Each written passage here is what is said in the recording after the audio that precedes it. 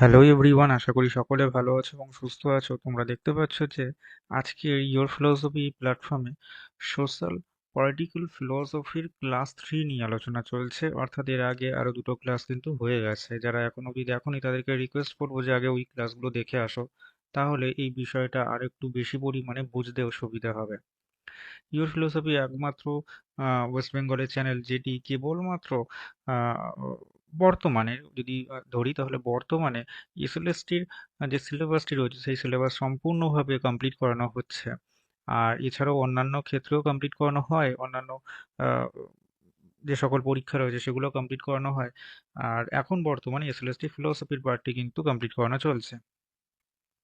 তোমাদের কাছে একটাই রিকোয়েস্ট যে তোমরা তোমাদের পরিচিত যে সকল বন্ধু রয়েছে এবং ছোট ছোট ভাই বোনদের সাথে যে এই চ্যানেলটি সম্পর্কে জানাও এবং তাদেরকে এই ভিডিওটি শেয়ার করে দাও। আচ্ছা, আজকে আমি যে বিষয়টা পড়াবো সেটা আমি একটু আগে একটু বুঝিয়ে নিই যে আমি কোন কোন বিষয়গুলোর মধ্যে দিয়ে একটুখানি দেখানোর চেষ্টা করব। সেটা হচ্ছে সোশ্যাল পলিটিক্যাল ফিলোসফির কিছু কিছু সামাজিক পার্ট রয়েছে, সেই পার্টগুলো আজকে আলোচনা করব এবং মার্কস আর হলো গান্ধীজির আহ, কিছু সোশ্যাল চেঞ্জেসের ব্যাপারে কিছু মত আছে আর ধারণা রয়েছে, সেইগুলো নিয়ে আলোচনা করব আজকের এই আলোচনার মধ্যে। আমার মনে হয় আজকের এই আলোচনাটি একটুখানি লেন্দি হতে পারে, এর জন্যই প্রথমেই ক্ষমা চেয়ে নিচ্ছি, কারণ একটু আমার সময় লাগবে বোঝাতে। আজকে দেখো প্রথম যে পার্টটি রয়েছে সেইটা হচ্ছে ইউটোপিয়ান সম্প্রদায়। আচ্ছা, আর একটা কথা তোমাদেরকে বলাই হয়নি, তোমরা যারা এখনো অব্দি টেলিগ্রাম চ্যানেলে জয়েন করোনি তাদেরকে রিকোয়েস্ট করছি যে তোমরা কাইন্ডলি নিজেদের প্লে স্টোরে যাও, মোবাইলের প্লে স্টোরে যাও, গিয়ে সেখান থেকে টেলিগ্রাম অ্যাপটিকে ইনস্টল করো এবং ইনস্টল করে সার্চ বারে লিখবে ইয়োর ফিলোসফি, সার্চ করলে দেখবে ইয়োর ফিলোসফি চ্যানেলটি পেয়ে যাবে বা গ্রুপটি পেয়ে যাবে। ওই টেলিগ্রামের ওই চ্যানেলটিতে জয়েন করে দাও, যেখানে অনেক প্রশ্ন আছে সেই প্রশ্ন সলভ করতে পারবে এবং আহ, অনেক বইয়ের পিডিএফ আছে যে পিডিএফ গুলো আহ, মানে আজ অব্দি অন্যান্য জায়গায় হয়তো খুঁজেও পাওয়া যায় না, এমন অনেক পিডিএফ আছে। এনসাইক্লোপিডিয়া থেকেও অনেক পিডিএফ পিডিএফ এখানে কিন্তু রাখা আছে। আর এই যে ভিডিওটি রয়েছে, ভিডিও ডেসক্রিপশন বক্সে কিন্তু সমস্ত লিঙ্কগুলো দেওয়া রয়েছে।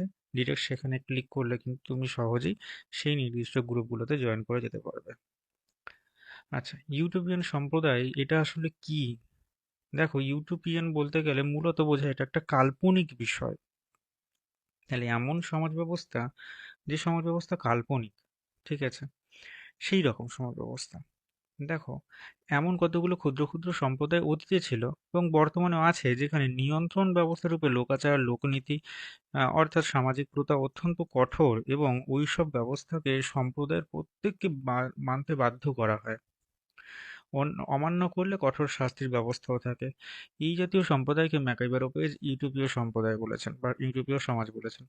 দেখো, খেয়াল করে দেখো, আহ, এমনও কিছু দেশ রয়েছে, শোনা যায় যে নর্থ কোরিয়াতে আহ, সেই সমাজ ব্যবস্থা যদি কেউ অস্বীকার করে তাহলে তাকে নাকি মেরে ফেলা হয়। তো এই রকমই কিছু ব্যবস্থাপনা রয়েছে, যে ব্যবস্থাপনা তাকে জোর করে মানতে বাধ্য করা হয়, যে তুমি মানবে না, না তোমাকে মানতেই হবে। এই রকম ক্ষেত্র, এই রকম ক্ষেত্রগুলো হচ্ছে ইউটোপিয়ান সম্প্রদায়। এর কিছু উদাহরণ কিছু পাওয়া গেছে, সেটা হচ্ছে ইফ্রেটা, হারমোনি সাকরাস, হার্টেরাইস, আমিনাইটস আর ওনিডা। এইরকম কিছু সম্প্রদায়গুলো পাওয়া গেছে যে সম্প্রদায়ের মধ্যে বা সমাজ ব্যবস্থার মধ্যে কিন্তু আহ, এইরকম ইউটোপিয়ান মানুষগুলো বসবাস করে, যারা কিন্তু ওই রকম চিন্তা ভাবনার মানুষ এবং ওই বিষয়টিকে তাদেরকে মানতে বাধ্য করা হয়, ওই সামাজিক ব্যবস্থাটাকে মানতে বাধ্য করা হয়। নেক্সট হচ্ছে ধর্মনিরপেক্ষতা বা সেকুলারিজম। বর্তমান দিনে এই ধর্মনিরপেক্ষতা কথাটা খুব ধর্মনিরপেক্ষতা বলবো না, বরং বলো সেকুলারিজম বা সেকুলার সেকুলার কথাগুলো কিন্তু খুব বেশি ব্যবহার করা হয়। এবং আমার মনে হয় যে এই জাতীয় কথাগুলো কিন্তু কেবলমাত্র রাজনৈতিক উদ্দেশ্য চরিতার্থ করবার জন্য কিন্তু ব্যবহার করা হয়। আসলে এখানে সেকুলারিজম বলতে বোঝাচ্ছে যে ধর্মীয় চিন্তা, আচার আচরণ, ধর্মীয় সংগঠনের সামাজিক তাৎপর্য যখন হ্রাস পায় তখন সেটাকে ধর্মনিরপেক্ষতা বলা হয়। আচ্ছা, ব্যাপারটা এটাই, ধরে নাও যে এমন কিছু মানুষজন আছে যারা হয়তো ধর্মকে সেইভাবে পালন করছে না। ধরে নাও যে একটি গির্জা রয়েছে, সেই গির্জাতে আহ আগে অনেক মানুষ যেত সেখানে উপাসনা করবার জন্য, কিন্তু বর্তমানে যাচ্ছে না।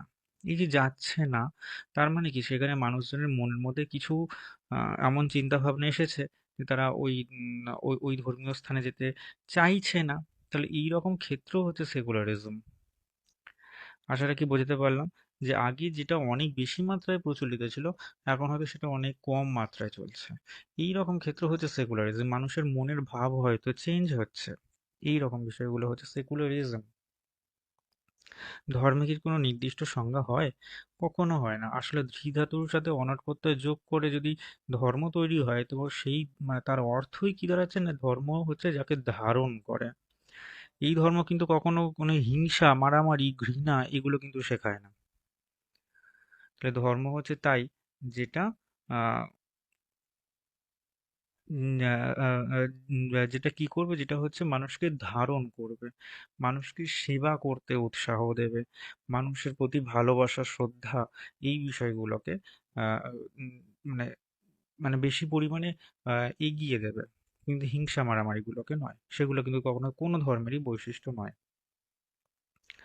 আচ্ছা, নেক্সট যে পার্ট, সেটা হচ্ছে, আজকে আমি বারবার করে বললাম যে আমি দুটো পার্ট বলবো। সেটা হচ্ছে কার্ল মার্কসের সমাজ পরিবর্তন সম্পর্কিত মতবাদ, আর একটা হচ্ছে যে গান্ধীজির সমাজ পরিবর্তন বিষয়ক মতবাদ। দেখো, কার্ল মার্কসের মতবাদ কিন্তু কতদিনকে বলেছে, কিন্তু তাও মনে হচ্ছে যেন আরেকটুখানি কিছু যদি বলে দিই, তাহলে বোধহয় বিষয়টা একটু স্পষ্ট হয়। তো দেখো, সেই প্রসঙ্গে বলার চেষ্টা করছি। যদিও গান্ধীজি আমি আজকে বলছি বটে, কিন্তু এরপরেও গান্ধীজিকে নিয়ে আমাকে আরেকটুখানি বলার দেখতে হবে যে আর যদি কিছু থাকে, তাহলে হয়তো আমি গান্ধীজি নিয়ে পরে একবার আলোচনা করে দেবো। দেখো, কার্ল মার্কস এই প্রসঙ্গে দুটো মতবাদ দিয়েছেন। একটা হচ্ছে ঐতিহাসিক বস্তুবাদ, যেটা হিস্টোরিক্যাল মেটেরিয়ালিজম, এবং উদ্বৃত্তমূলক তত্ত্ব বা হচ্ছে সারপ্লাস ভ্যালু। এই দুটো কথা কিন্তু তার মতবাদে পাই। এবং এই ঐতিহাসিক বস্তুবাদ আসলে কি, সেটা একটুখানি দেখে নেওয়া যাক। দেখো, আমি গতদিনকে বলছিলাম যে কার্ল মার্কস তিনি হেগেলের দ্বারা প্রভাবিত হয়েছিলেন। হেগেলের যে মতবাদ ছিল, সেই মতবাদটার নামও হচ্ছে দ্বান্দ্বিক ভাববাদ। আর মার্কস এদিকে দ্বান্দ্বিক বস্তুবাদের কথা বলেছেন। হেগেল আর মার্কসের মধ্যে কি পার্থক্য বা ডিফারেন্স রয়েছে, সেটা একটু আমি এখানে দেখানোর চেষ্টা করেছি।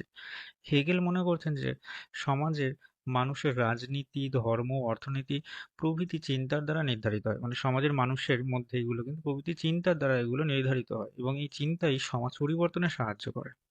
অপরদিকে মার্কস বলছেন যে মানুষ যে পরিবেশে বাস করে সেটাই হলো তার বস্তুময় সত্তা।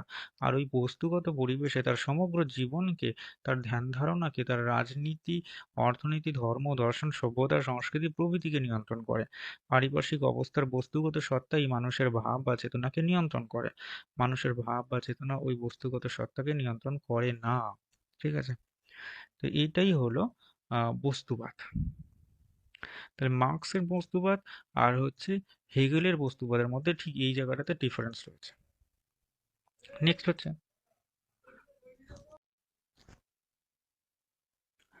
আরেকটি হলো উদ্বৃত্ত মূল্যের তত্ত্ব। উদ্বৃত্ত মূল্যের তত্ত্ব বোধহয় আমি গতদিনকে বোঝানোর চেষ্টা করেছিলাম এই জায়গা থেকে, যে একটা দল থাকে যারা হচ্ছে পুঁজিপতি মানুষ, আর একটা দল থাকে যারা শ্রমিক শ্রেণী। এই পুঁজিপতি মালিক শ্রেণী শ্রমিকদের অনেক বেশিক্ষণ কাজ করতে বাধ্য করে, তারপর লাভের অংশটুকু মালিকরাই কিন্তু আত্মসাৎ করে নেয়। এবার যে সকল শ্রমিক শ্রেণী আছে তাদের কিন্তু কোনো টাকা পয়সা দেয় না, শুধু তাদেরকে বাড়তি খাটিয়ে নেয়। এই যে বঞ্চনা, এই যে সামাজিক বঞ্চনা, ঠিক আছে, এটাই হলো সারপ্লাস ভ্যালু। তো দেখো, মার্কস দেখিয়েছেন যে আদিম সমাজে এইরকম অবস্থা কিন্তু ছিল না। তখনকার দিনে কেমন অবস্থা ছিল, তো মানে কোনো, ধরো কেউ একটি ফল আনলেও সেই গোষ্ঠীতে যারা যারা থাকছে সকলে সেটা কিন্তু ভাগ বাটোয়ারা করে খাচ্ছে। কিন্তু যত দিন এগিয়েছে তত কিন্তু সমাজ পরিবর্তন হয়েছে, এবং এই ধরনের বিষয়গুলো দেখা গেছে। এই যে কার্ল মার্কসের কথা বলা হচ্ছে, তিনি কিন্তু শ্রেণীহীন সমাজের স্বপ্ন দেখেছেন। কার্ল মার্কসের আদর্শ একজন গ্রহণ করেছিলেন, তার নাম হচ্ছে লেনিন।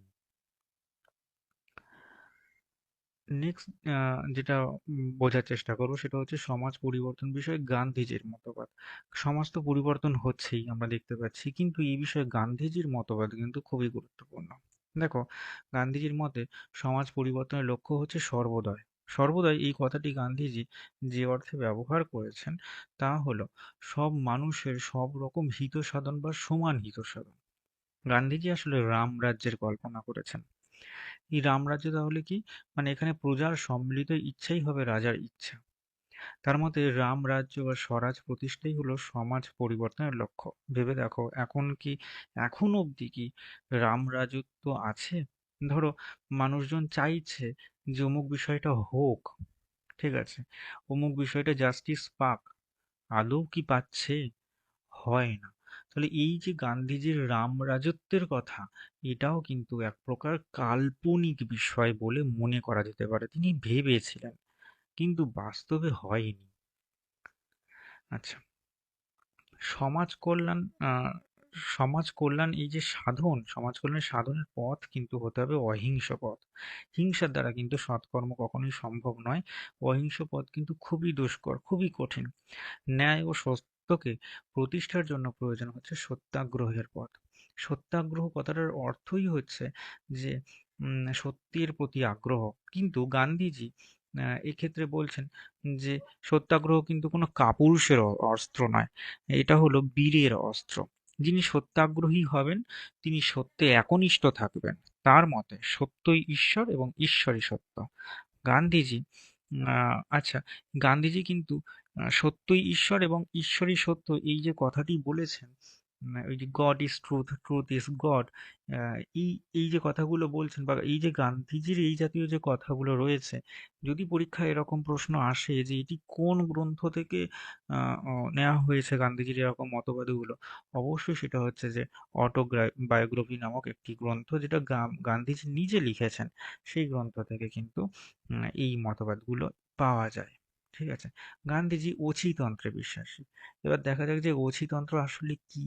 দেখো, অছিতন্ত্র হচ্ছে, ধরে নাও যে তুমি বড়লোক, তোমার পাশের বাড়ির একজন বড়লোক, আর তার পাশের বাড়ির একজন বড়লোক, মানে যথেষ্ট টাকা পয়সা আছে। এবার তোমরা কি চাইছো? তোমরা চাইছো যে আম, মানে মানে তুমি চাইছো যে হচ্ছে মানুষের সেবা করবে, ঠিক আছে, মানুষের সেবা করবে। ওই সেবা করবার জন্য তুমি একটা কাজ করতে পারো। সেটা হচ্ছে, তুমি মনে করো যে তোমার যে সকল সম্পত্তি আছে সেই সম্পত্তি হচ্ছে আসলে ঈশ্বরের সম্পত্তি, এবং এই ঈশ্বরের সম্পত্তি হিসেবে সেই তোমার কাছে মানে তোমার প্রয়োজনে যতটুকু লাগলো, আর বাদ বাকিটুকু যারা অসহায় মানুষজন রয়েছে তাদের মধ্যে বিলিয়ে দিতে হবে। এই রকম ক্ষেত্রটা হচ্ছে অছিতন্ত্র। গান্ধীজি এইরকম মতবাদ হচ্ছে অছিতন্ত্র। দেখো, আজকে মনে হচ্ছে হ্যাঁ, আজকে এই অবধি থাকলো। গান্ধীজি থেকে আরো একটুখানি আমাকে বলতে হবে, সেটা বোধহয় আমি কিছুদিন বাদে গিয়ে বলবো, এখন দরকার নেই। এতটুকু দেখবার জন্য তোমাদেরকে ধন্যবাদ জানাই। Thanks for watching this video. Subscribe, follow and share this channel for upcoming exciting videos. Presenter আমি, আর তোমাদের সকলকে ধন্যবাদ জানাই এই ভিডিওটি দেখবার জন্য। সবাই ভালো থেকো, দেখা হবে আবারও নেক্সট দিনকে। ধন্যবাদ।